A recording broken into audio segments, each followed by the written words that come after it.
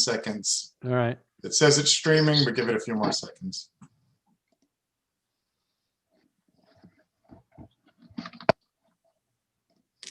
Okay, go ahead. Well, welcome to a special meeting of the Cumberland County Commissioners. It's Thursday, January 21st at 5 p.m. I'll call the meeting to order, and Jim, would you take the roll call, please? Make a roll call. Sure. Tom Coward, Here. Jim Cloutier, Present. Neil Jameson, Here. Sue Atonis, Yeah, Steve Gordon. Here. Show all present. Thank you. And we have Matt Mahar with us. Matt's joined us from Cumberland County EMA. Alex is on the line, as well as Travis. Okay. Comments from the public, if there are any that people in the public that are watching and at this time and wish to submit a comment, please email it to kennedy@cumberlandcounty.org. That's Kennedy, and it's KENNEDY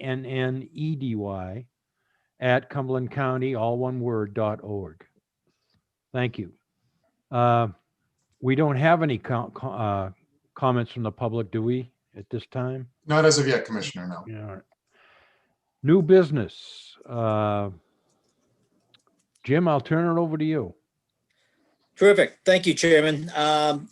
Tonight's agenda is primarily to discuss or update the commissioners on the alternative care site at the Cross Insurance Arena. Then after we get done with that discussion, I'd just like to have a quick discussion on where the commissioners would like to go, or the type of process the commissioners would like to have for interviewing for the vacancy on the Board of Trustees at the Cross Insurance Arena. We have a recommendation for the trustees for 2 individuals out of the 6 applicants. And I just wanted to see where the commissioners wanted to go, as we probably should be getting that behind us at this point. It's been at least 2 months since the trustees have made a recommendation.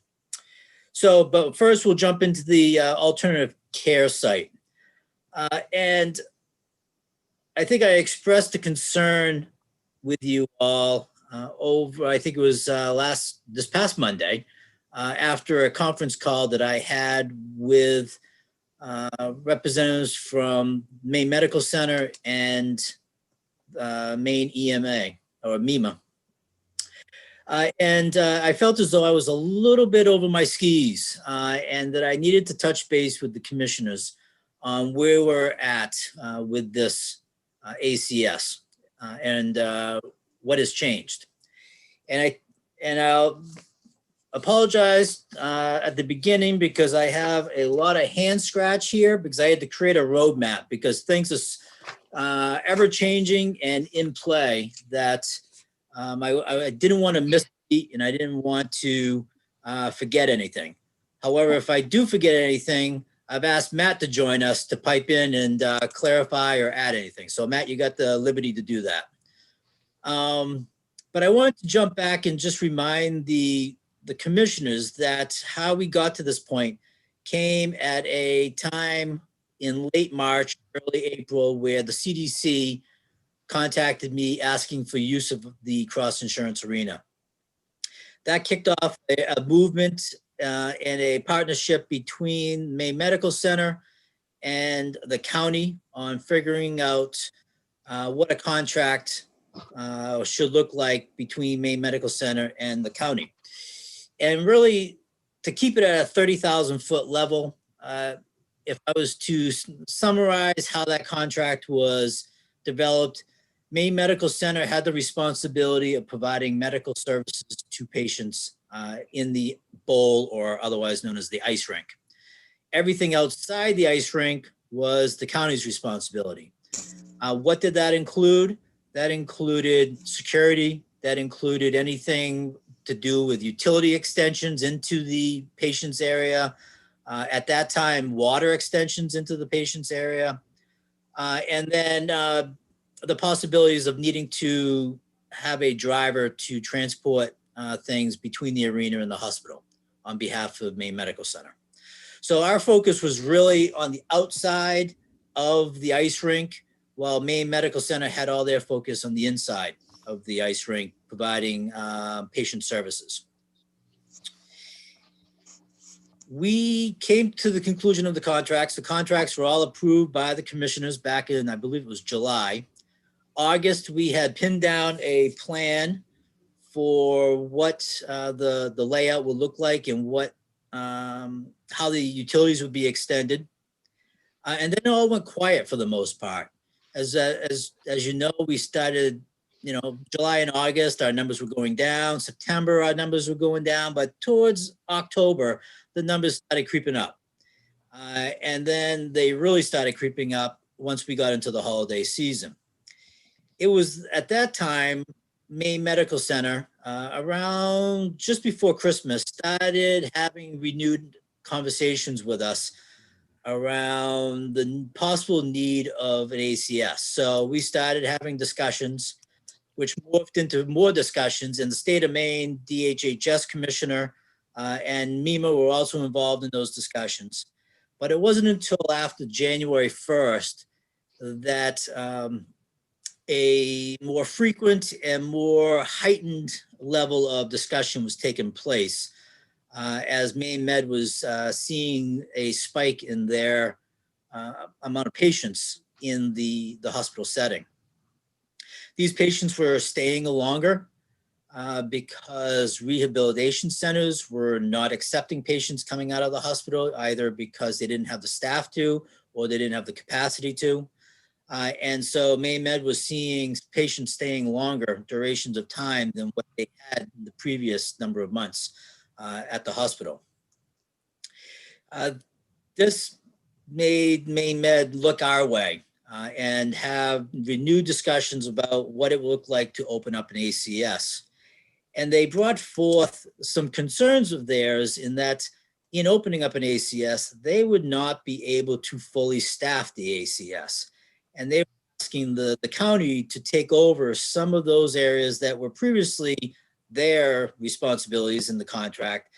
And they wanted to pass them over to the county, for the county to handle them. And those items included nutrition, which is the food service to the patients and the hospital workers, environmental services, which is like the custodians or those who are responsible for maintaining the equipment and supplies for the hospital activities.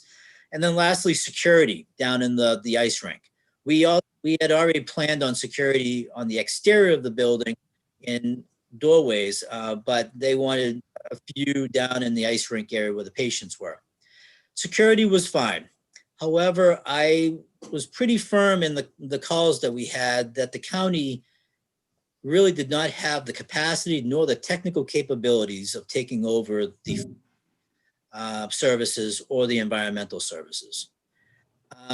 And I held to my guns because I did not feel as though that should be taken on by the county, nor is it something that we should be involved in, especially if our hopes of getting reimbursed are fading from FEMA, which I will talk about that in a little bit. So while all the discussions were going on, we got a revised arena layout plan last Friday. Bruce Tarbucks met with the facilities director for Maine Medical Center, and the layout and the requirements that they needed that building to look like on the inside had changed, I would say, significantly from the August layout that we had. There was this most recent plan had upwards of 500 linear feet of stick-built walls and sheetrock. It had a more extensive layout for electrical service being brought out into the ice rink. One bright spot in it is that they eliminated the water going out into the ice rink, which that solved extending water lines and sewer lines. So that was one bright spot. But they also, in replace of water, they added Category 6 cabling to each room. So they could have internet access in each room. So it quickly became a, extend water and electricity out to now being responsible for building upwards of 500 linear feet of sheetrock walls, and then do electrical and cable, Category 6 cable. Bruce Tarbucks has estimated it as of today, what that would cost. The walls and sheetrock would cost us around $27,000. The electrical and Category 6 extensions out to each room would cost us anywhere between $54,000 and $58,000. So, we're looking somewhere in the low to mid 80s for. I'm sorry, Jim, can you repeat that number? Sure. The sheetrock and stick walls, 27,000. The electrical and Category 6 cabling to each bedside is between 54 and 58,000, for a total between those two around $83,000 to $87,000. How many bedsides, Jim? 74 beds. Mhm. And the cubicles that the beds would be located in right now is being designed pipe and drape. And that is the responsibility of Maine Medical Center to build that out. And that's at a cost of around $70,000, but that's not our cost. One of the other things that we have noticed is that the backup generator at the arena is not up and running at this point, and is only really sized to handle emergency lighting in the building. So if something did happen at an event, emergency lights would go on so people could get out, but it does not cover the majority of our electrical needs in the arena. Any idea what that wattage is? I don't. That's actually probably somewhere in Bruce's memo to me. He probably told me what that generator is. However, he is working to get that generator up and running. However, there is a need to bring in a backup generator, a much larger generator, so that we could power the entire facility in case of loss of electricity. So Bruce is working on what that cost would be, as well as we'll be talking with Matt to see whether there's anything that any contacts that Matt has, or whether he can bubble it up to MEMA and they provide us any contacts for a generator. So that's kind of, in a nutshell, the update around the arena layout and what we're seeing as for costs on the county side. So Well, just this afternoon, as I told you, those three areas. So we've started off with where we were last July with the contract. I've told you where Maine Med wanted to go with us assuming some services in staff because of staffing issues.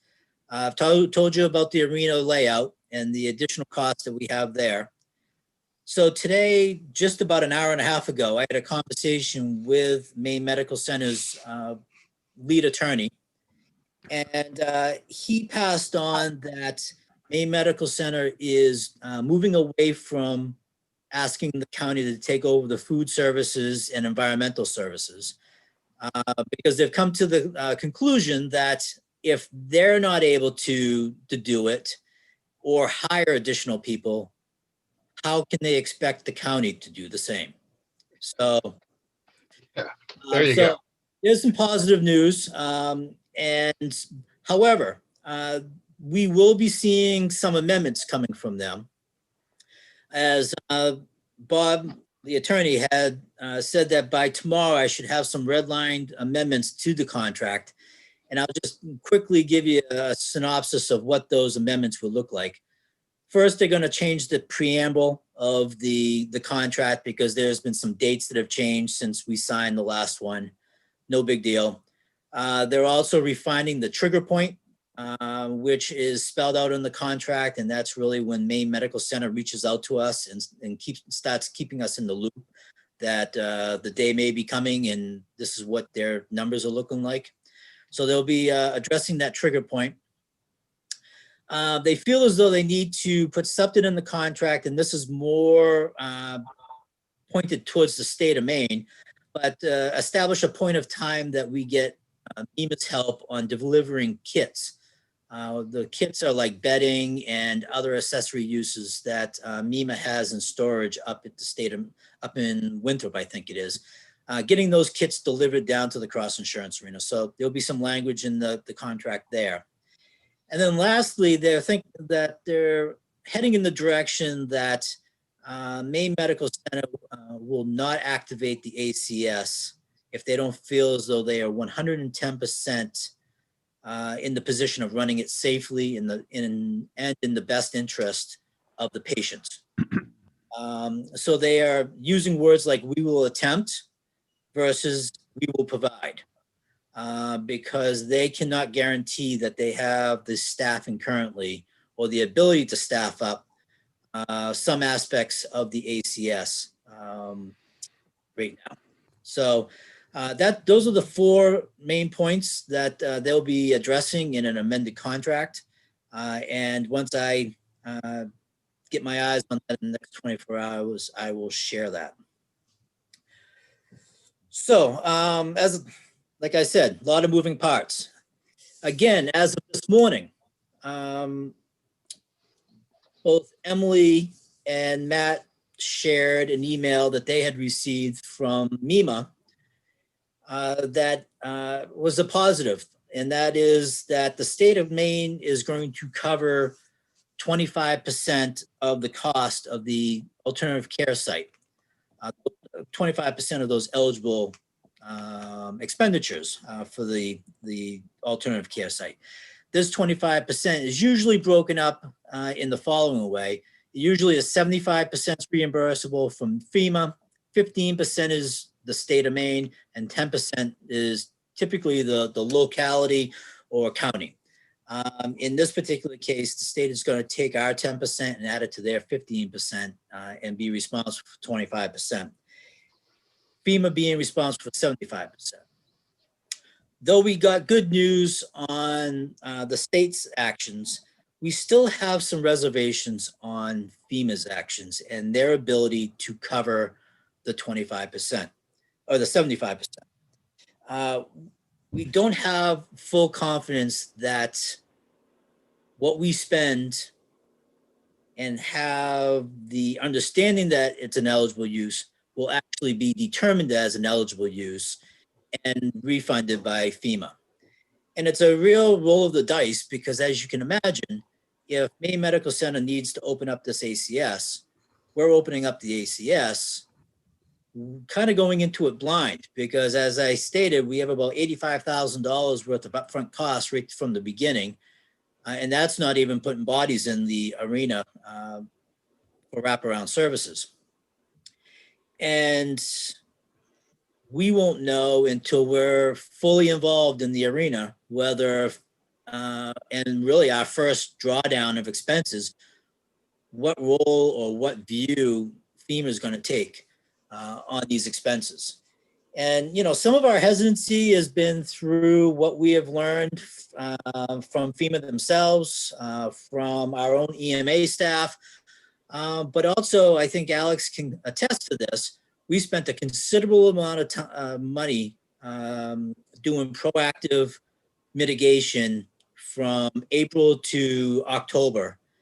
And FEMA, along the way, changed the rules 2 or 3 times on us on what was eligible or not. And we're getting a small fraction from FEMA of what our total costs were that we asked for. So, you know, not having that in the back of our minds that we have kind of been left out of reimbursement for some of the the items that originally FEMA was saying was permissible. Kind of is in the back of our minds that how far do we go with this ACS and think that we're going to get 100% funding. So Alex, do you have anything to add to that? Yeah, I mean, I just want to mention this. The amounts that we've spent on PPE relative to the overall size of the county has not been a enormous percentage. So what I'm about to say next hasn't been an enormous problem for us. And what I'm going to say now is, in terms of actually getting money from FEMA, we haven't gotten a penny. We have gotten most of the way to the full approval on one of our submittals. We're sort of stuck in limbo on the other one.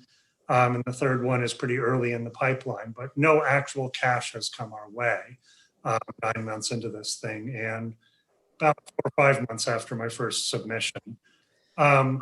That's a real problem for us if we start to get into the spending levels that would occur with the insurance arena, and we start waiting those kind of lengths of time to get reimbursed. We simply can't do it. That's not something the County of Cumberland can manage. We're just not big enough entity for that kind of a thing. So that's my 2 cents.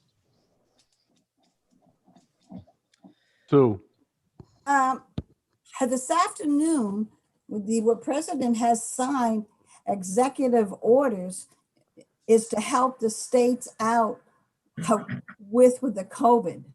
So is this was something that we maybe should be contacting our local senators and people, explain the situation and exactly see if there is any way that the money can come from FEMA, because the state and the hospital, they want us to open this site, but we can't afford it. And I do know that there is a lot of money and we'll talk about helping out the states in this pandemic and in this whole mess. So is that an option, that we should look into now? Yeah, Commissioner, you are absolutely 100% correct. And it was actually the next bullet I had on my paper here to talk about. And I picked it up through Travis's COVID report that he sent out today, that the Biden administration has signed a number of executive orders, and it would free up some money for for treatment, vaccine, and things like that. How it flows and what's the eligible uses of that money, who's to know? But that is something that is on our radar. And, So if I could just, I'm reading right now, there were about 10 executive orders and memorandums that the president signed this morning. The one that seems most relevant to us is a memorandum to extend federal support to governors' use of National Guard to respond to COVID-19 and to increase reimbursement, which I believe is for PPE. So we have the language of what he's instructing the states to do. I'm not sure whether it will apply to this project or not, unless the National Guard is deployed for construction, then that will probably help the state side. But I don't see anything about state and local investments or alternative care sites in this memo. But maybe he doesn't even know about this stuff going on. I think, I mean, he's been in office a little more than 24 hours, so I'm sure we'll see a lot more activity, COVID related, in the short term. And the House the House of Representatives has declared that they're clearing their schedule in order to take up the president's COVID relief proposal with hopes of having a vote as soon as February 1st. And so that proposal is more likely to have, I think, maybe the flexible funds to reimburse communities that have to make COVID expenses. So Jim and I have talked about connecting with the delegation in a letter, probably no later than tomorrow, informing them of all of our sudden and immediate needs related to expenses we're taking for COVID, in hopes that they'll go into those negotiations with our backs. Are we ready for questions and that kind of stuff, or Yeah, we got more to go? Can I just talk quickly on two last items, and then we'll jump into the general dialogue. In keeping with the vein of FEMA, one of the things that's concerning is the narrow scope that FEMA has taken, and I'll just share with you a project that I've been working on for the last 3 days, and that is we have received notice from FEMA that they had concerns with the contract between Spectra, our management company at the Cross Insurance Arena, and the county. This contract was originally approved by FEMA back in the summertime. However, we needed to renew or amend the contract because it was supposed to expire in December 31st of 2020. So Melanie and I just changed the date on the contract to June 30th, 2021, which I guess tripped a whole new FEMA review of the contract language. And they gave me a 3-page letter on everything that was wrong with the contract after they approved it back in the summertime. So nothing overboard, but a lot of work that I had to do over the last 3 days to get it where it needs to be. And we'll be submitting it probably by Monday or Tuesday of next week. The last thing I will leave you with is, as Travis has talked about, writing a letter to our delegation and putting this on their radar for federal help. I think there's a role for the commissioners also. And I'd ask, what I've told you so far, I'd ask for the commissioners' willingness to write a letter to the governor and putting this on her radar so that, if FEMA funds don't come in, what's going to be the backfill funding source to help the county out? I think we need to express and take a stand that this is something that the state of Maine has asked us to initiate in partnership with Maine Medical Center. And even though I'm talking on the county's behalf right now, the Maine Medical Center is probably having the same discussions on their side of the dollar. But I think we need to put it on the radar that Cumberland County is not flush with funds. We do not have a ability to sustain a significant expenditure of funds, whether it's upfront or long-term, and that we're going to need some commitments from the state of Maine on assuring that we're able to pull this off, not only getting it up and running, but also financially. And so really that's my ask of you all, over and above just filling you in on where we're at in working on this alternative care site at the Cross Insurance Arena. So I'll pause there and just ask, Matt, do you have anything to add over and above for the commissioners to consider while they ask their questions? The only thing I'll add is I've had almost daily communication with Peter Rogers, the head of MEMA, who's in contact with Commissioner Lambrew, and she's going to actually have a conversation with Maine Med or Maine Health, I guess, next week to discuss some of the issues that they have raised. But we're working as hard as we can to come up with an equitable solution that doesn't put us in a bind either. Jim. Thank you, Max. Can we, thank you both. Can we start with the question? What is how close are we to whatever the triggers are, and what's the likelihood that we believe that we will have to stand this facility up sometime in the next 60 or 90 days? That's a good question, and it's a question that I don't have the answer to.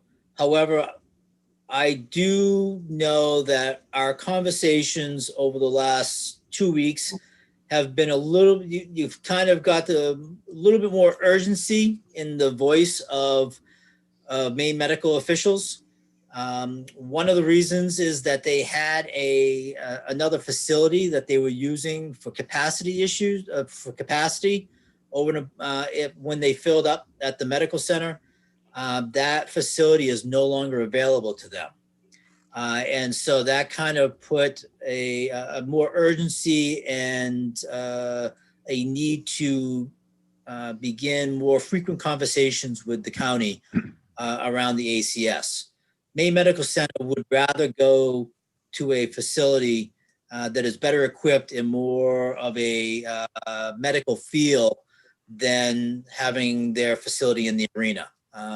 Plain and simple. However, they've lost the opportunity to do that through their another property is unavailable, and so they are looking. Whether it's going to open up in the next 30 to 60 days, I couldn't tell you.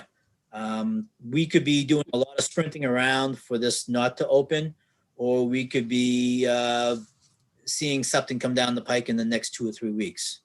However, I would say, and this really comes off the conversations that that Alex and I have all the time, and that is, as much as the vaccine starts rolling out and those individuals in the congregate care settings are now receiving their second dose, it is really stripping out a large demographic that we are seeing heading to the hospitals. And so the more that vaccine distribution is going, the less hopefully we will see heading to the hospitals for care.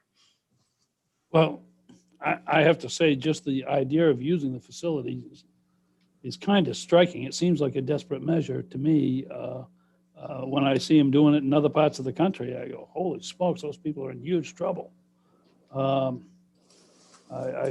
hope and assume that we'll find ways to do better than that.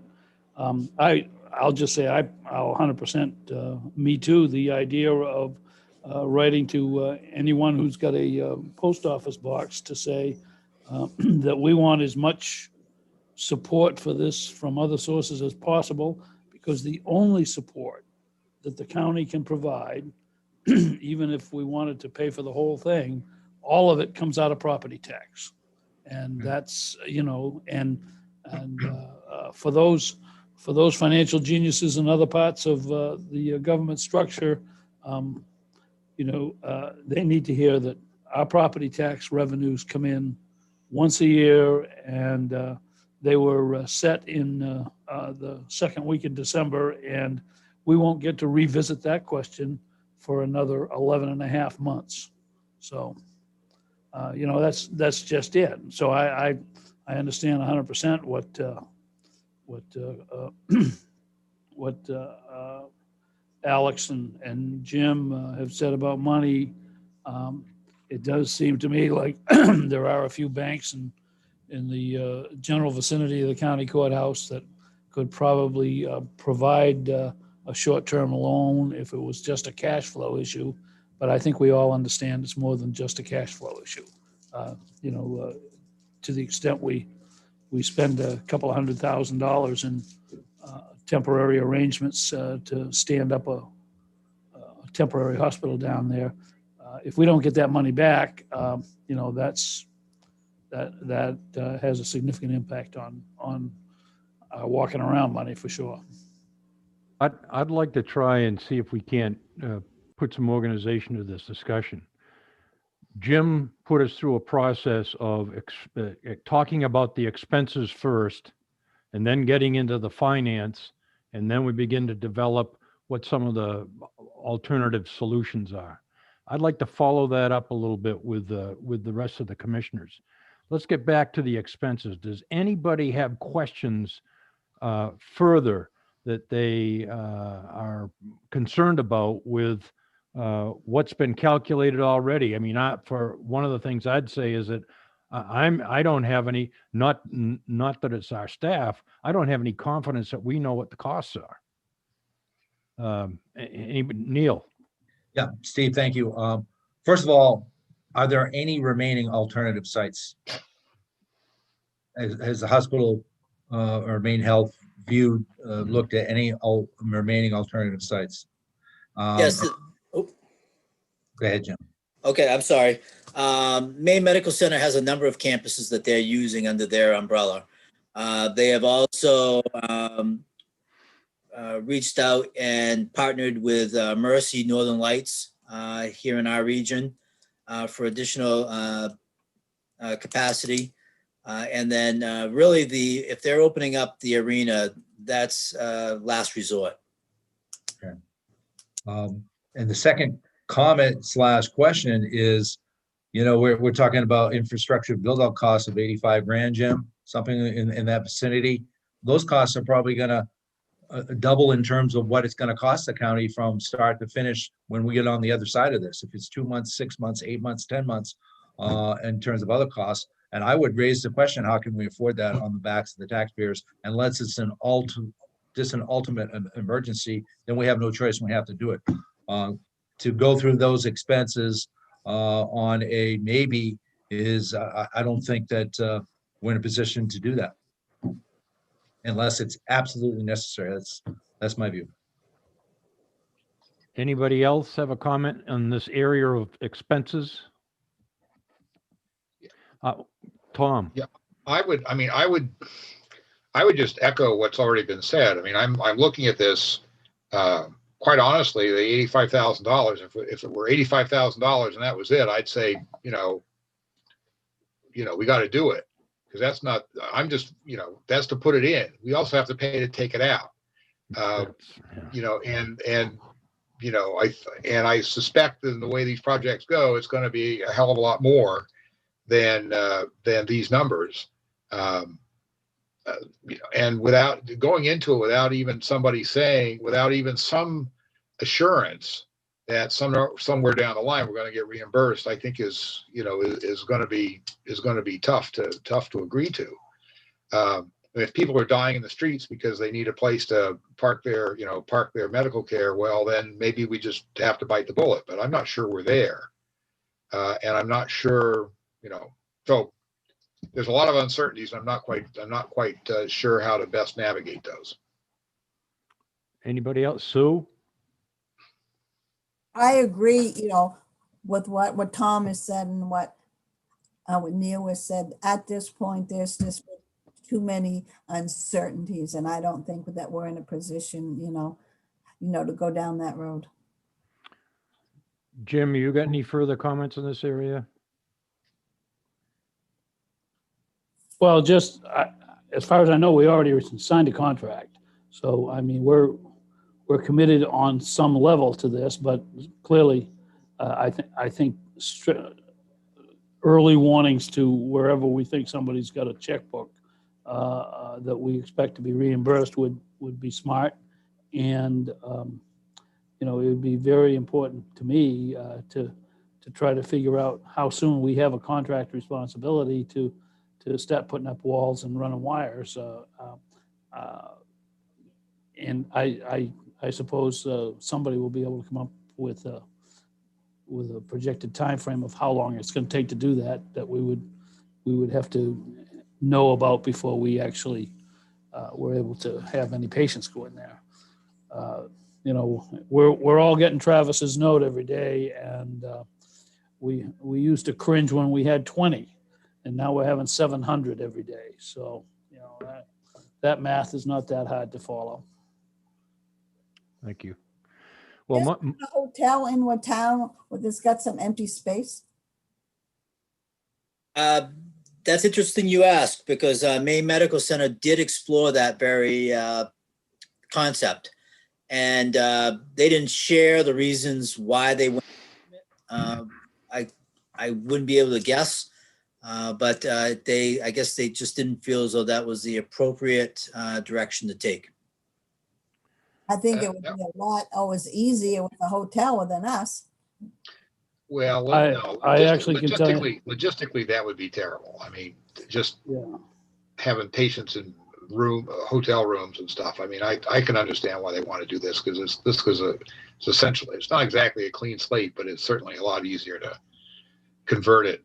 I mean, I wouldn't want to have somebody working on me in a hotel room. I mean, The woman next door to us is a nurse at Maine Med who's been in the COVID treatment area. They have a very complicated set of things that they do, and I can't imagine they can be shuttling in and out of a hotel room with the special equipment that they use, and it's they have to do a lot to protect themselves and their patients. So I can't imagine they'd be able to do it that way. Tom? Yeah, this isn't COVID patients they're talking about putting in here, is it? This is other people, or is it? Or am I wrong?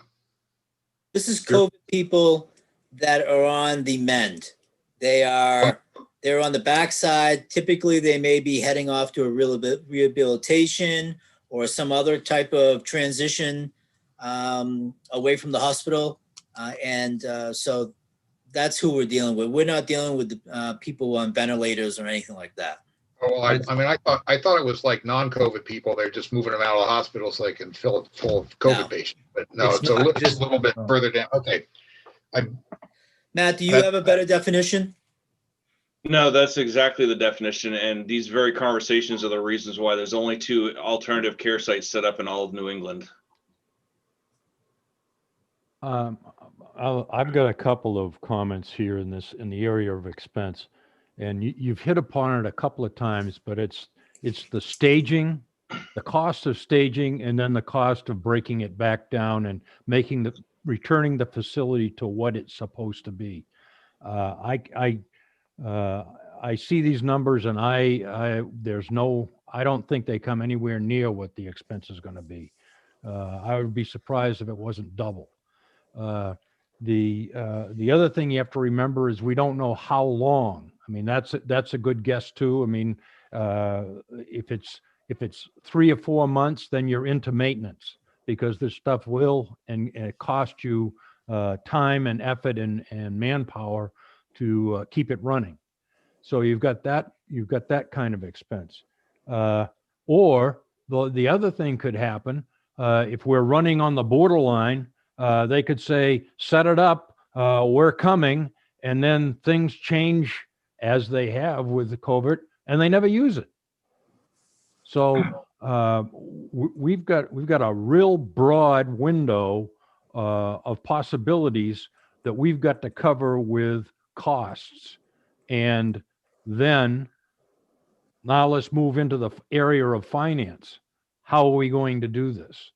You've heard what Jim and Alex have said, that they don't believe that we could fund it, what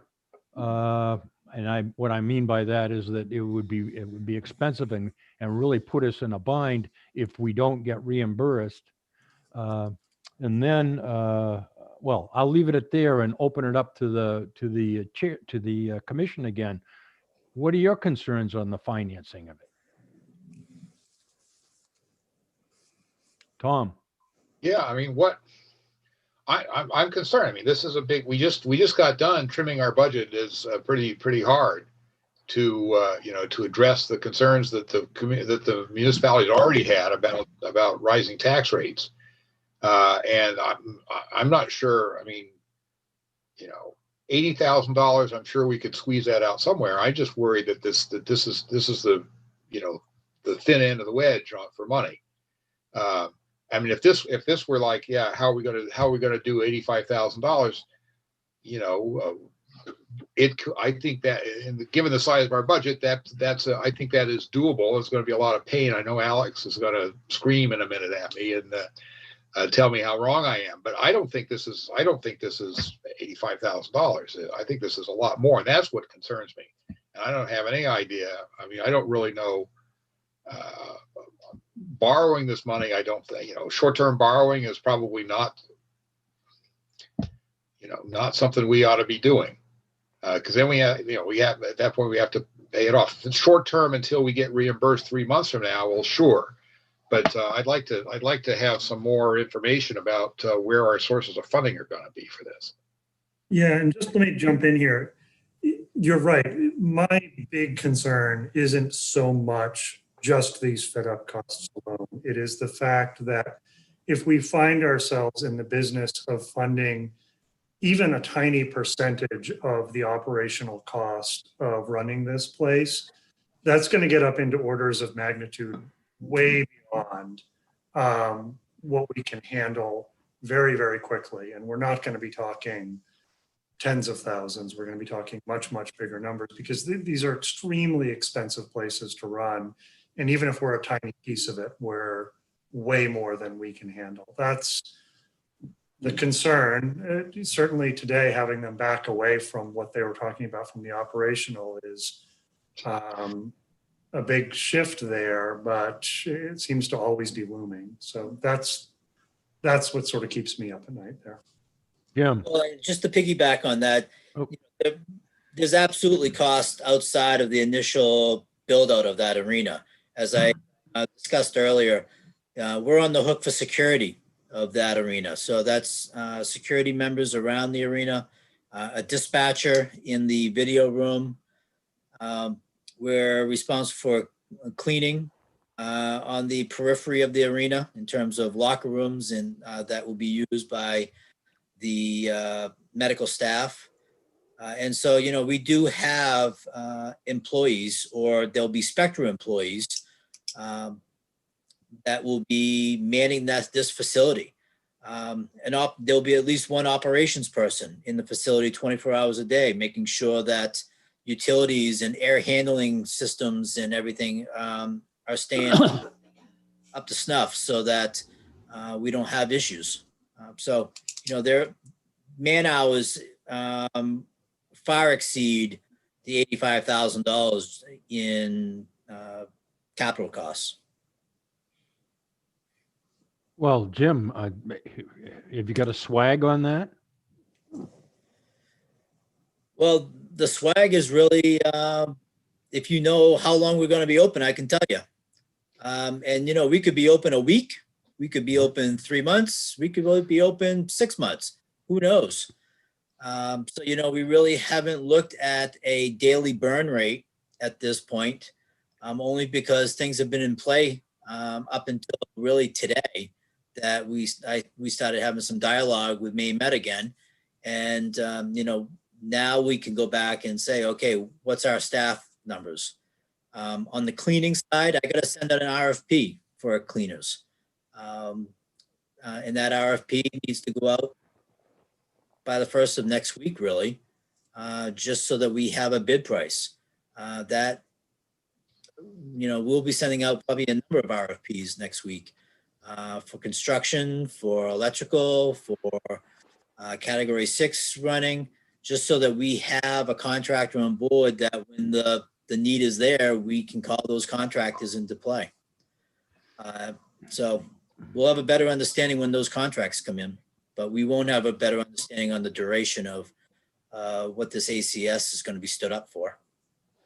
Jim, and then Sue. I Jim? guess I have two different questions. The first is, you know, I think we all assume and know that the healthcare provider is obviously receiving revenues from insurance carriers or from governmental sources related to healthcare for operational costs. And so I guess I too would be a little concerned if we're tearing off a piece of the operational costs, although we may have agreed to do some of that already. In terms of financing some substantial amount of money, more than 85,000, but probably less than, you know, operational costs for some extended period of time. It did occur to me that we ought to at least understand why we wouldn't be able to, at least temporarily, run these charges against a grant from our CDBG funds. And I'm sure somebody has already figured out why we can't do that, but it was something that occurred to me this morning. So, I mean, but those are my 2 points, I guess, is, you know, I really do think that we should not, and I agree with Jim, we should not be agreeing to pay for functions that the hospital has to pay for anyway on any other location. And again, I think I did occur that it might be possible that CBDG funds could be available as a grant. And if we do get reimbursed, then those funds could conceivably lapse back into the program and be allocated back out to other programs.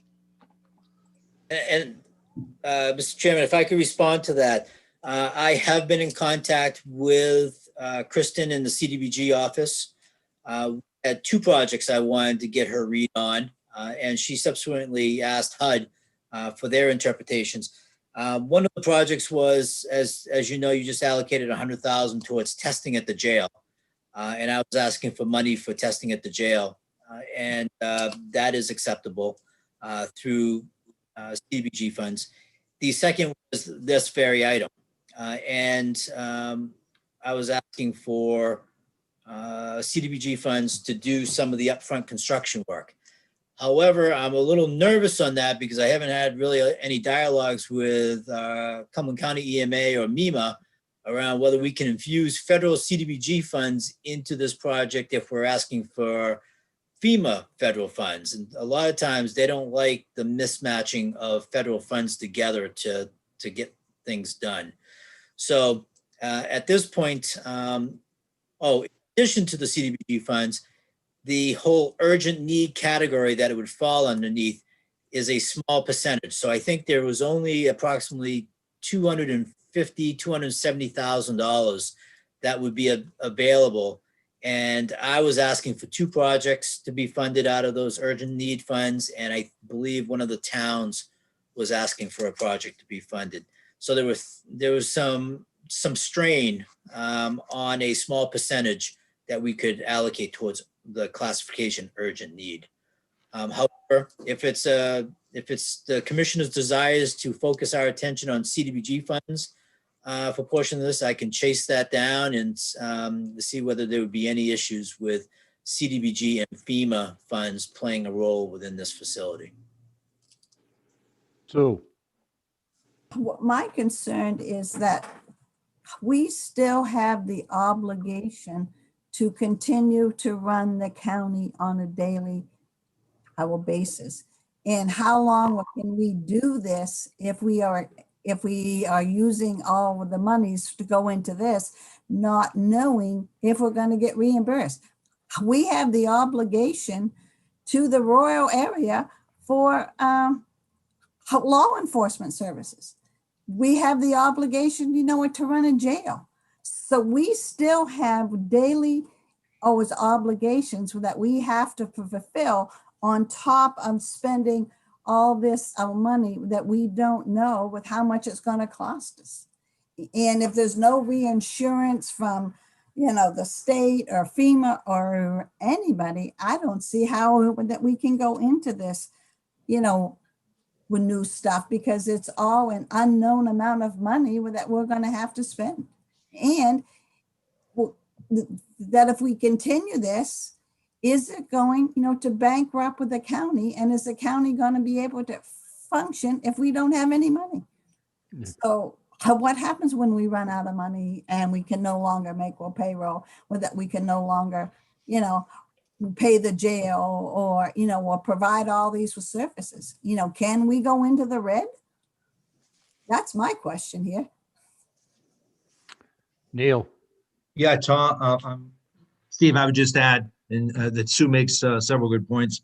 We have the carrying cost of the arena with no income coming virtually for months or maybe a year, which is significant on our balance sheet, let alone the expectation of, I think it's between $150,000 or $200,000 we'd be looking at, if not more than that, plus the carrying cost of the arena.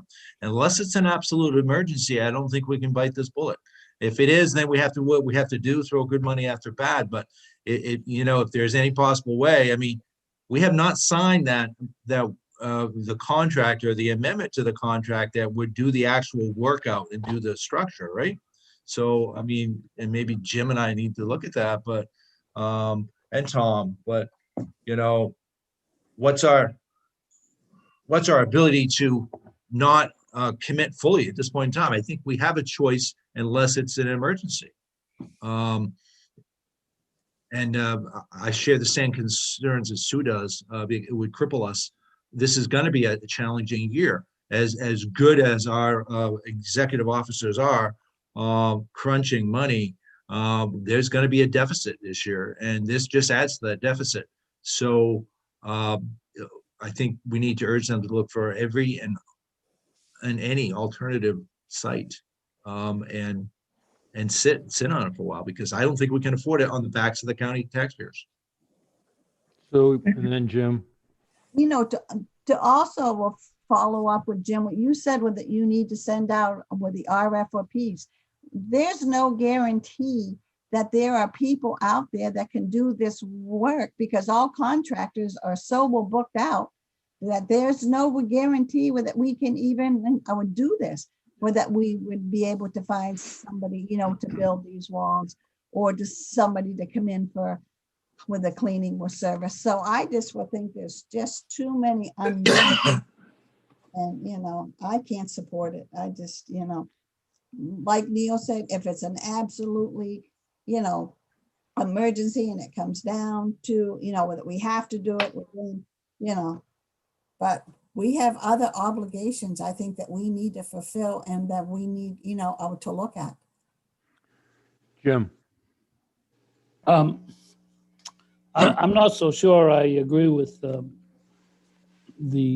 idea that this is going to drive us into bankruptcy. I think it's going to be pretty inconvenient if we get notified on Tuesday that they'd like to inspect the new walls the following Monday.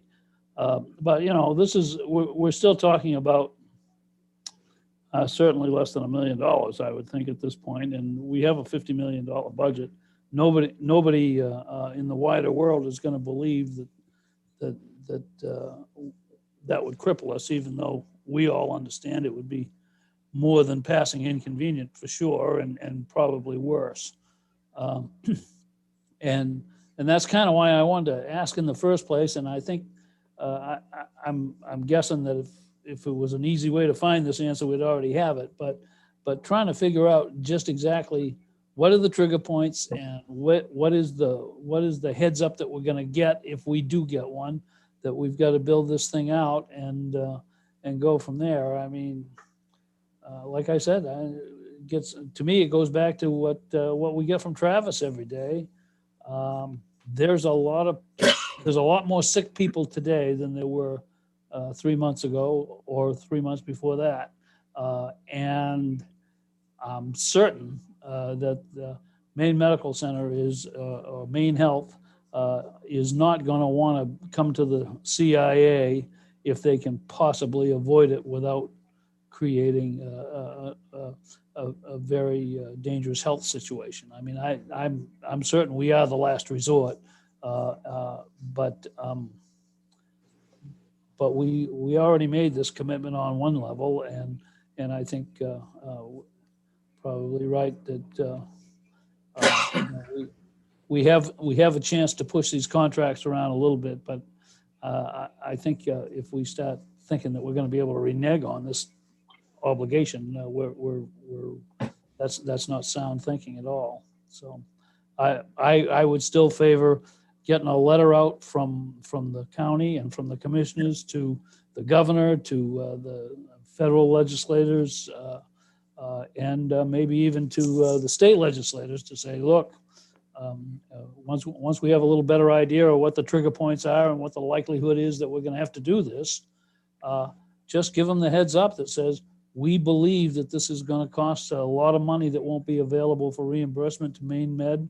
And so if to the extent that we have to absorb that, we're doing it not just for people in Cumberland County, but we're doing it for everybody in the state that is going to end up in very necessitous circumstances and end up in the healthcare system here, A, and B, you know, it's a property tax issue. It's not like we have any other fallback revenues. I mean, what we're really talking about, if we have to balance the budget off of a huge charge here, is scraping by to get us to our next assessment, and then the assessment's going to be larger because we need to recoup monies that we had to expend. We do know we've advanced some money into a you know, basically what we thought might be a property tax relief fund for the following coming year and the year after. You know, sometimes the best laid plans don't come around. We've all experienced that. So I do think we need to get a lot better idea of how likely it is that we're going to have to do this, and then and start passing out the pain in other directions to try to take up the collection we need. And I, for one, would favor saying, definitely if there's a way, especially if there's a way to access CDBG funds with the expectation that we might be able to reimburse those funds from monies from other sources later, that would be a prudent thing to do. Let me ask a question here. Jim, Gailey, what is our obligations under the contract which we have right now? Our obligations are I'll break them out into two parts. The first is that inside the bowl, we are obligated to build out a few storage rooms, like a linen storage, a medical supply storage room. I believe that in totality, there might be 6, 3 on each end of the arena. Those are, in a sense, freestanding storage rooms with lockable doors. We then need to extend the electrical service and the Category 6 wiring to the pods, 74 pods. And then we jump outside the arena or ice rink, and we have to close up the what I call the Zamboni tunnel.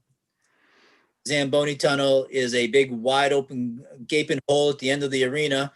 And if you open up a loading dock door, very cold air comes rushing into the arena. So that area needs to be walled up, and an insulated wall needs to be put in so that we don't have that cold air rushing in. That is pretty much, there's another wall or two, but it's really minute in comparison to what I just explained. We need to get a generator outside to assure and connect that generator into our panels to assure that we have backup power for the facility. We need to provide security inside and outside around for the facility.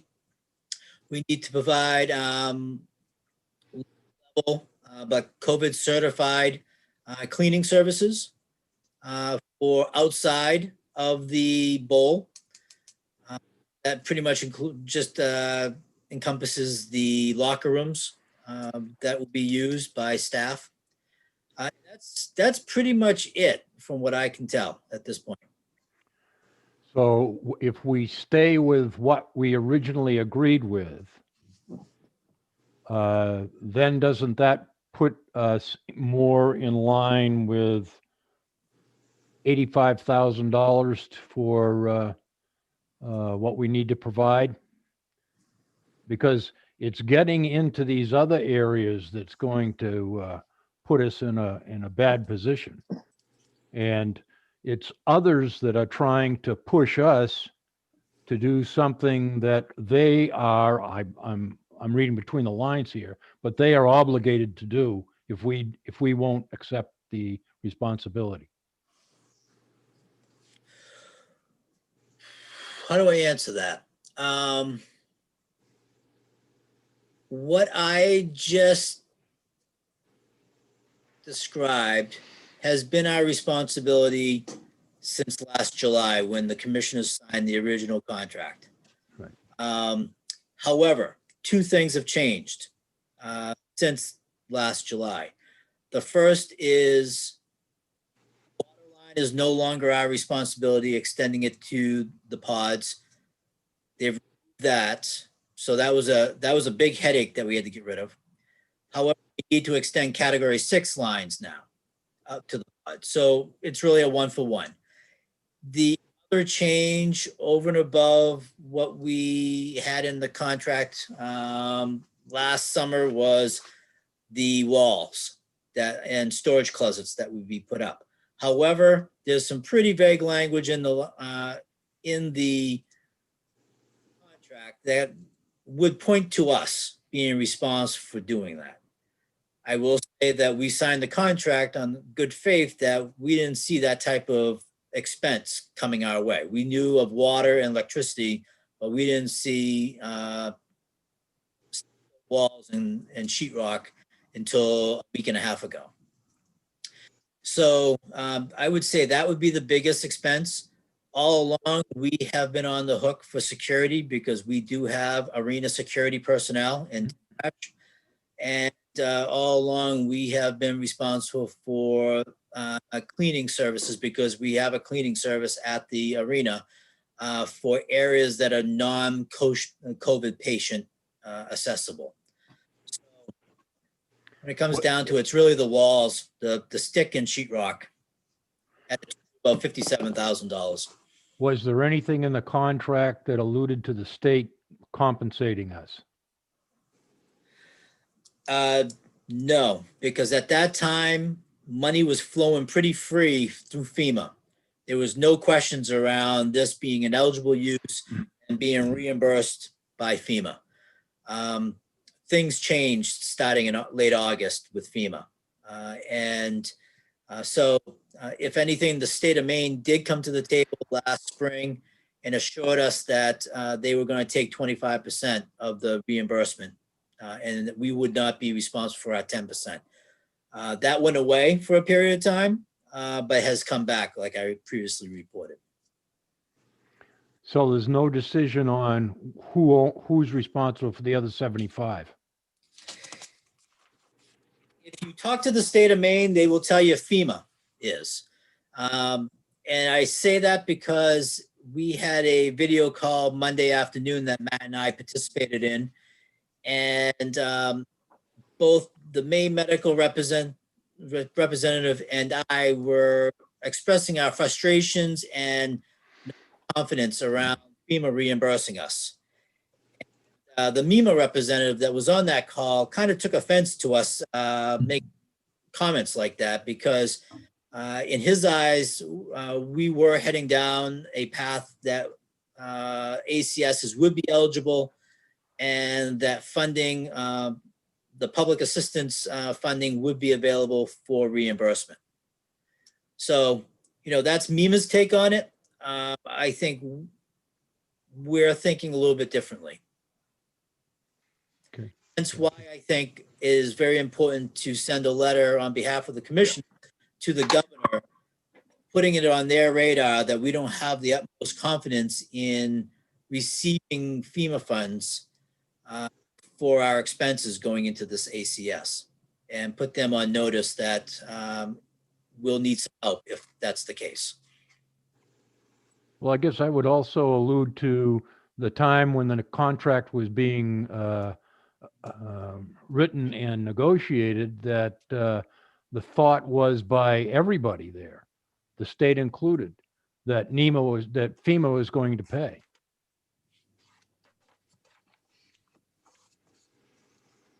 Jim, are you Jim. saying that the main MEMA seemed to take a little offense to the suggestion that we might get stiffed by FEMA? Is that what was going on? I think he just questioned it, why we were heading down that road and making the statements that Maine Medical and myself were making around our lack of certainty that we would get refund. Yeah. Well, we certainly would be glad to have a letter from him that says that he was confident that we were going to get our money. Are we now talking about the 75%? Is that like the 75% of the 85,000? Is that the number we're dealing with at the moment? Well, it would be 75% of that 85,000, but it would also be 75% of our gross employee costs, the security, the cleaning, the generator rental. Okay. So, and are some of those costs already embedded in the budget because of activities that already take place? Alex is telling us we haven't been able to fill that blank in yet. Huh? We typically, the way we pay like our electrical bill and our cleaning service, it's all baked into the events that we have in the arena. And so it really is money in, money out, covering our expenses. And as you know, we've been docking the arena since March 5th, 2020. And other than our fantastic sponsors who have kept the payments for their sponsorship alive to some extent, we've had really nothing in there raising any funds. Steve, So Can I just get an idea of what you want from us tonight? I'm asking for you to authorize staff on behalf of the commissioners to, what you said just a few minutes ago, Commissioner, and that is to start sending letters to our federal delegation, to the governor, expressing our sincere concern of the costs associated with running an ACS, and that we want greater assurances than just FEMA that our costs will be picked up one way or the other, that we can't float the bill. Can you just, I'm sorry to be butting in here all the time, Mr. Chair, but can you, have you got some idea of how well we might be able to get some early indication of what Maine Med at least thinks is going to be the need to stand this thing up and the timing? Or have you explored that with them and gotten nowhere, or what do you have? We have talked about it. I don't think Maine Med has a real good indication. They know how fast they're having people come in, and they know their capacity levels. But I think they know themselves whether they need this arena in a week, 2 weeks. Just to give you some parameters, it's in the contract that's currently written, there is a 14-day notice, so that if they say, hey, we need this, they've reached the trigger point to notify us that in 14 days they want to occupy something.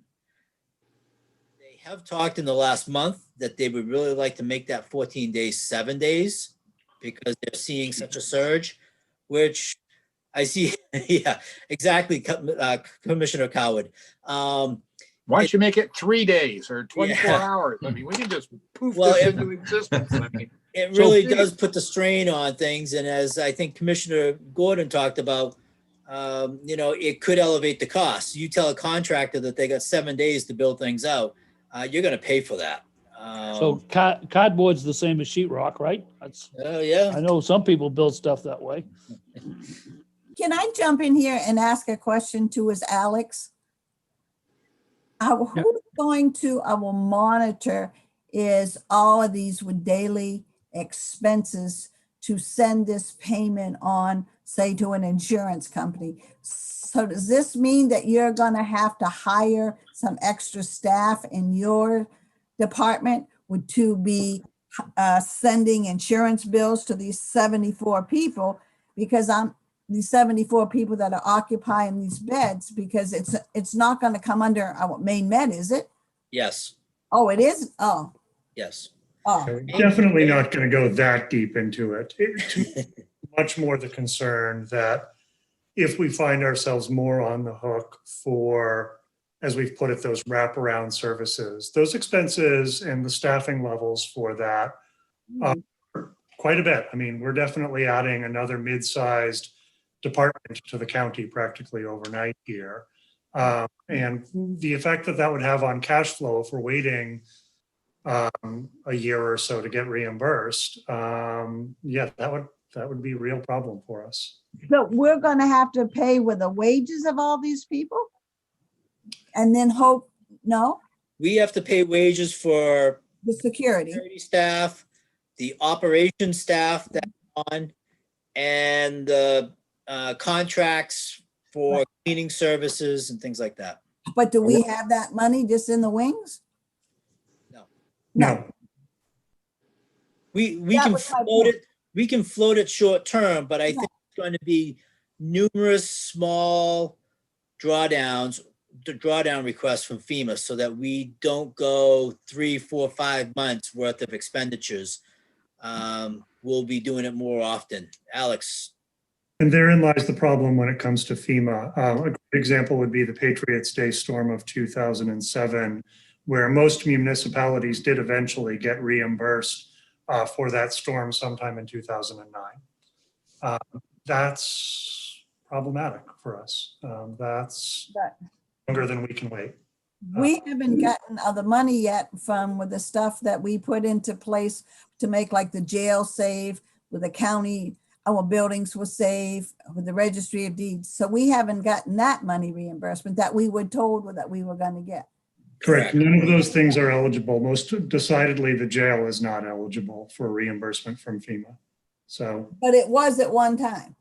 Yep. yeah, early days, that was going to be something, of course, no problem. Then they amended their thinking to exclude jails. And that's a national thing. It's not just us. Well, yeah.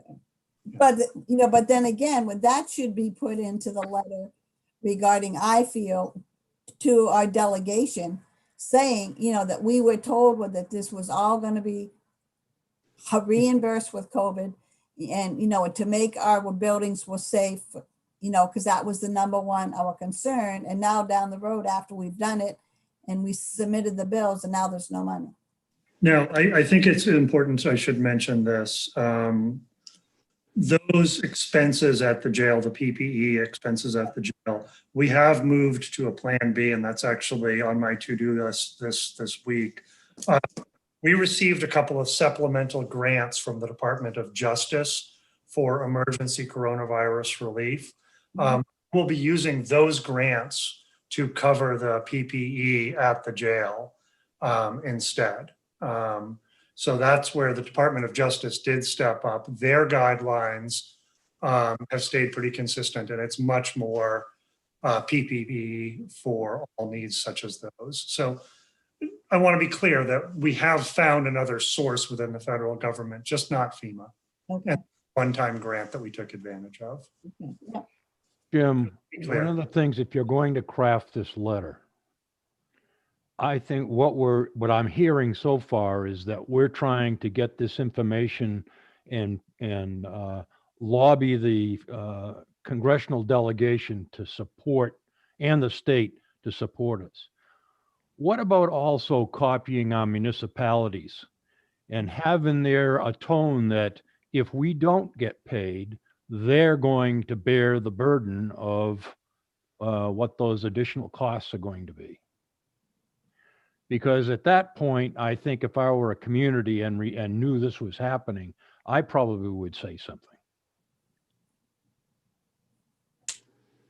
We can definitely bring it to their attention. I don't know how far I would really pressure or scare them, but I can share the information at the next, I think we meet next Wednesday, the Cumberland County managers. So that would be an opportune time for me to at least pass verbally that information to them and follow it up with a copy of the letters that we send out.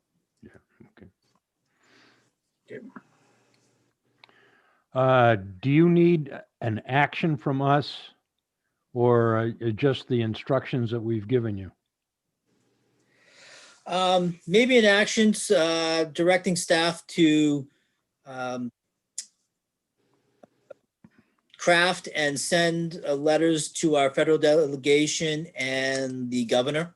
I think that might be appropriate. Can I have a motion? So moved. I'll second. Discussion, does anybody object to this? Hearing no objection, those in favor, just kind of wave your hand so we get a, We should do a roll call. okay. Jim Cloutier, Yes, Tom Coward, Yes.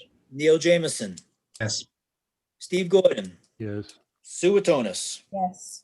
Short 5-0. Thank you. The next item in new business. Next item is and before I jump in, Matt, thank you for your time this evening. The next item is going to be pretty boring, so we'll let you go and have some dinner. All right. Thank you. Have a good night. Take care. Thanks for all your help, Matt. Thanks, Matt. Yeah. Next item is what the commissioners want to do for the trustees vacancy. As you know, the trustees have brought forth 2 names. And the commissioners have historically interviewed all applicants. Mhm. And I admit that was my fault for putting it in front of the trustees and allowing them to have first swipe at it. Really how bylaws read, but not these bylaws, I guess. So my fault in doing that. But I am now asking, what kind of format would you like? Would you like just to take the two that the trustees brought forward, or would you like to interview? I think it's 6 in total. I did find interview questions from past interviews that the commissioners have conducted. So we're not reinventing the wheel, but I guess I just need to have an understanding of how small or how big you want to have this process unfold. Jim, I would like to honor, at least in a quick genuflection, if nothing else, the previous practice of reviewing all the applications. I don't have any desire actually to interview any other than the 2 that have been forwarded by we still call them the trustees, I guess. But I don't think that it should be exclusive for any other commissioner if they have the inclination that looking at a resume, there's somebody else they want to talk to as well. And then, I think we, at least in some kind of form, should treat all of the people that have submitted an application as a current applicant, and just send a very nice letter to whoever doesn't get an interview, thanking them for applying and encouraging them to remain interested in the future of Cumberland County. But like I say, I think we ought to honor at least the form of anyone who applies gets a review by the commission. So what? Oh, okay. go ahead. So I'm a little confused with then, Jim. You want to do all 6 of the interviews or just the 2 interviews? 'Cause I'd like to have the commissioners review all of the okay. all of the resumes. There's 2 interviews that Right. we've been recommended to do. We don't. Oh, I think we want to do those. Right. And then if you or anybody else says, Pete Smith over here in Harrison looks like a good one too, let's interview him, then I think we should do that. But I'm not saying let's do all 6 unless somebody decides that they think all 6 would need to have an interview. I don't, but I think I'd we like ought- to bring a name forth. So, for a 3rd interview. So, well, I would say that's appropriate, as long as it was somebody that applied on time. oh, yes. The person that I'm looking is one of the originals, that applied. So, yeah. And that would be with Lori Norman.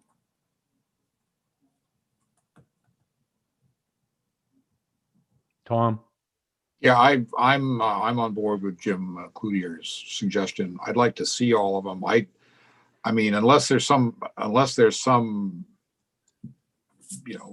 real reason to pick somebody other than the people the trustees are recommending, I would be happy to kind of go into it with that idea that we would interview those 2 people. But I would like to see what the other ones look like before we actually make a final decision about what we're going to do. And I think we need to, in the future, yeah, I mean, we ought to do this the other way around. I'm not, not particularly upset about this. I think the trustees actually are very savvy, a bunch of people right now. So I think they've been doing a good job. But I would like to see all the timely applications, and just so I know what's going on. okay. You got your orders. Now let's talk. I also wonder about just scheduling the interviews. I think it would be fine to if we circulate the resumes like in the next few days, then Yeah. that would give us plenty of time, and we can probably set this up for our next meeting if that works with Yeah. everything else we're doing. I mean, there's only 6, right? It's not like 30 that we have to plow through. It's 6 people, and Right. an hour's worth of looking at them would probably do me. if And that. would it be something that maybe we could interview on the front side of our next meeting, which I believe our meeting is maybe February 9th or the 11th? Maybe have the interviews on the front side and then go into the meeting so that at the meeting, you're appointing the person that you have Yeah. selected in the interviews so that we don't lose any more time. Good, Sounds you- good to me. Yeah. So you're going to start the meeting early? Maybe 5 o'clock. And then we'll jump into the regular meeting, say 6:30 instead of 5:30. Does that come with a dinner? Yeah, We, right. we used to do 15 minutes per interview and cheat it down to 10 when we had the opportunity. So, you know, Fair that's, so that, and then I assume we should be like in an executive session to pick somebody. Yes. We should, Yeah. shouldn't be throwing rocks at all these people in the public session. And I assume we're only going to end up with 2 or 3 interviews. I mean, I assume I'd have somebody, I don't know if anybody else does, but, and I'm perfectly satisfied with the 2 that the trustees sent over. So could we start with the meeting on the 8th with an executive session to discuss that? And then come out of that and then we, you know, we'll vote on it, Jim? Or can we do that? Yes. Okay. So that would be my suggestion. And Commissioner, we will, I know a DoorDash driver, so we'll deliver your meal that night. Don't expect that tip. I know what he's making for tips. I'll have cookies. Okay, All right. terrific. That answers the question. Thank you for your help and guidance on that. Do we have any other business to come before us? Anything that commissioners have? Since this was a special meeting, unless somebody really has a desire, I'll accept it to Do continue. you have any I'll- comments from the public?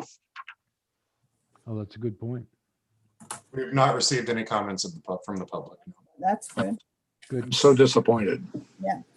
Does I make a motion to adjourn? I'll second. Second. Okay. We're adjourned.